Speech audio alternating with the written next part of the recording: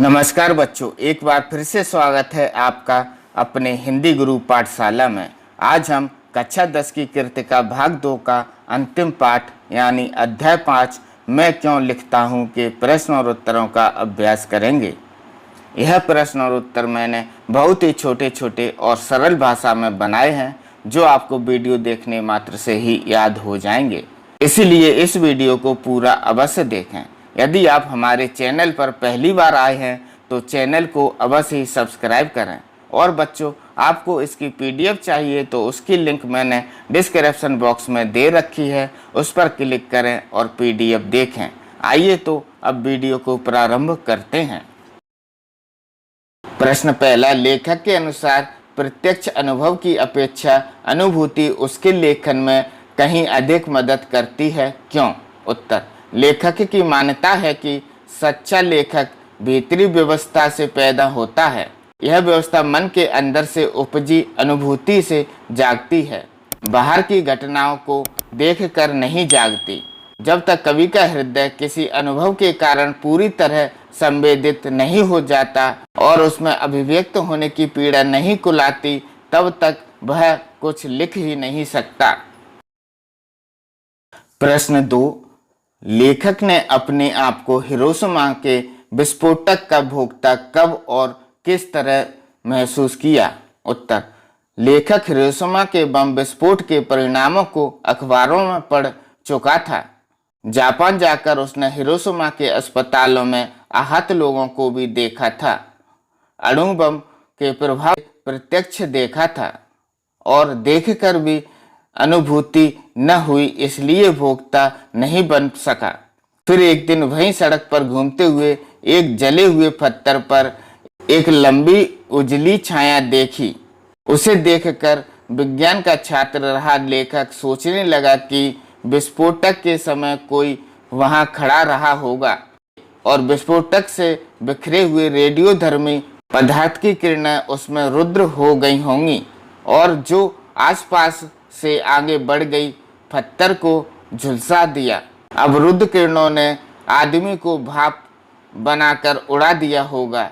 इस प्रकार समूची ट्रेजेडी जैसे पत्थर पर लिखी गई हो। इस प्रकार लेखक हिरोशिमा के विस्फोटक का भोक्ता बन गया।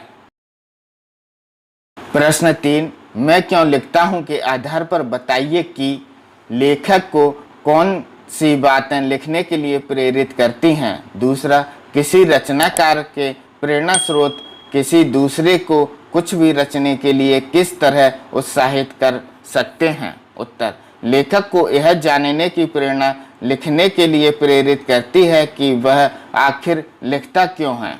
यह उसकी पहली प्रेरणा है। स्पष्ट रूप से समझना हो तो लेखक दो कारणों से लिखता है। नंबर 1, भीतरी व्यवस्था से। कभी कभी कवि के मन में ऐसी अनुभूति जाग उठती है कि वह उसे अभिव्यक्त करने के लिए व्याकुल हो उठता है। दूसरा, कभी कभी वह संपादकों के आग्रह से, प्रकाशक के तकाजों से तथा आर्थिक लाभ के लिए भी लिखता है, परंतु दूसरा कारण उसके लिए जरूरी नहीं है, अर्थात मन की व्याकुलता ही उसके लेखन का मूल कारण बनती है। प्रश्न 4, कुछ रचनाकारों के लिए आत्मानुभूति स्वयं के अनुभव के साथ साथ बाह्य दबाव भी महत्वपूर्ण होता है। ये बाह्य दबाव कौन कौन से हो सकते हैं? उत्तर, कुछ रचनाकारों की रचनाओं में स्वयं की अनुभूति से उत्पन्न विचार होते हैं और कुछ अनुभवों से प्राप्त विचारों को लिखा जाता है। इसके साथ ऐसे कारण यानी बाह्य दबाव भी उपस्थित हो जाते हैं जिससे लेखक लिखने के लिए प्रेरित हो उठता है। ये बाह्य दबाव हैं। नंबर 1, सामाजिक परिस्थितियां। नंबर 2, आर्थिक लाभ की आकांक्षा। नंबर 3, प्रकाशकों और संपादकों का पुनः पुनः आग्रह। और नंबर 4, विशिष्ट के पक्ष में विचारों को प्रस्तुत करने का दबाव। प्रश्न 5, क्या बाह्य दबाव केवल लेखन से जुड़े रचनाकारों को ही प्रभावित करते हैं या अन्य क्षेत्रों से जुड़े कलाकारों को भी प्रभावित करते हैं? कैसे? उत्तर, बाहरी दबाव सभी कलाकारों को प्रभावित करते हैं। उदाहरण, अधिकतर अभिनेता, गायक, नर्तक कलाकार अपने दर्शकों, आयोजकों, श्रोताओं की मांग पर कला प्रदर्शन करते हैं। अमिताभ बच्चन को बड़े बड़े निर्माता, निर्देशक अभिनय करने का आग्रह न करें तो शायद अब वे आराम करना चाहेंगे। इसी प्रकार लता मंगेशकर भी 50 साल से गाते गाते थक चुकी होंगी। अब फिल्म निर्माता, संगीतकार और प्रशंसक ही उन्हें गाने के लिए बाध्य करते रहे होंगे। बच्चों, अगर आपको इस प्रश्न और उत्तरों की PDF चाहिए तो उसकी लिंक मैंने डिस्क्रिप्शन बॉक्स में दे रखी है, उस पर क्लिक करें और PDF देखें।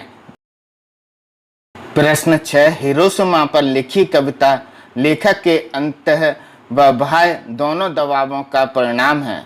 यह आप कैसे कह सकते हैं? उत्तर, हिरोशिमा पर लिखी कविता हृदय की अनुभूति प्रस्फुटित होती हुई भावों और शब्दों में जीवित हो उठी है। कवि ने हिरोशिमा के भयंकर रूप को देखा था, आहत लोगों को देखा था।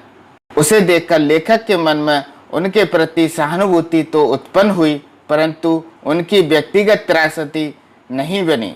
जब पत्थर पर मनुष्य की काली छाया को देखा तो उन्हें अपने हृदय में अणु बम के विस्फोट का प्रतिरूप त्रासदी बनकर मन में समाने लगा। वही त्रासदी जीवित होकर कविता में परिवर्तित हो गई।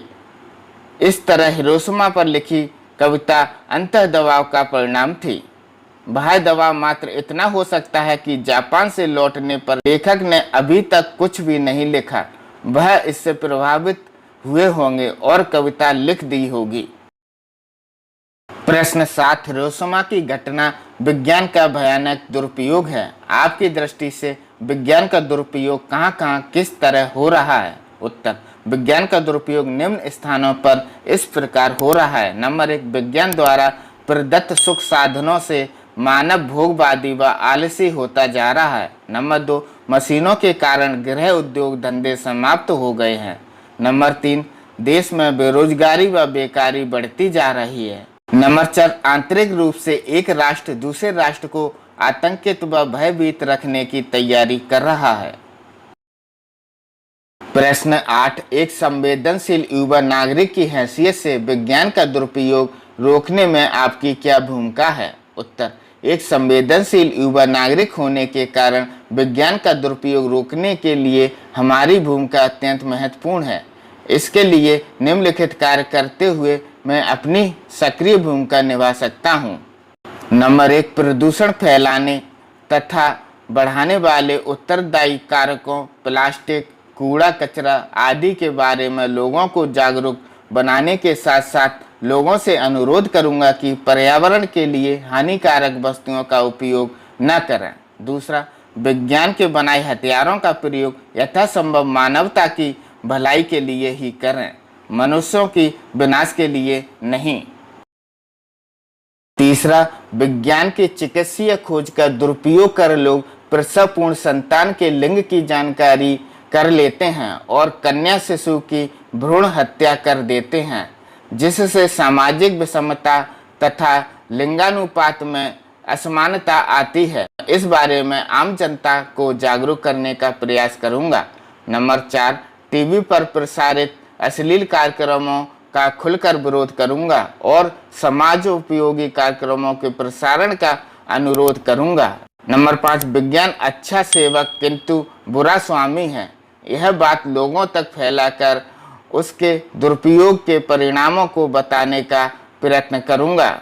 बच्चों, अगर आपको इस प्रश्न और उत्तरों की PDF चाहिए तो उसकी लिंक मैंने डिस्क्रिप्शन बॉक्स में दे रखी है, उस पर क्लिक करें और PDF देखें।